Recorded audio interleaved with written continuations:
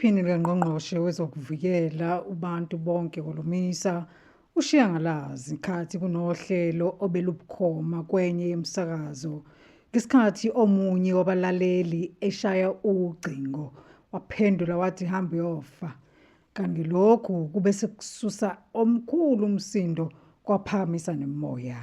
Kanti lokhu-ke kuqale ngesikhathi lo eshaya ucingo ephawula ohlelweni obelubukhoma ethi abantu abaneminyaka engama-65 kumele behle ezikhundleni badede kwezepolitiki.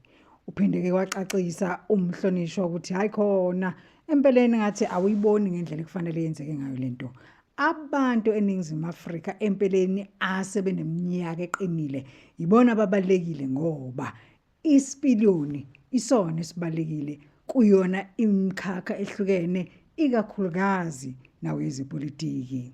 Kuthe noma oshayela uhlelo esezama ukuthi hayibo ayehle imimoya la kukhulunywa khona kwanhlanga zimuka nomoya kube amagama okuqophisana nhlanga uthi zombili kwaze kwafanele ngempela ukuthi uhlelo lube segcineni. Kubutheke uma ngabe obeshayela uhlelo esethi kumhlonishwa akehlisa umoya axolise wathi ngeke aze axole. Wathi uma ngabe kuukuthi nawe umshayeli wohlelo awenelisekile nawe ngokunjalo ufana naye lo enqeda ukumvala.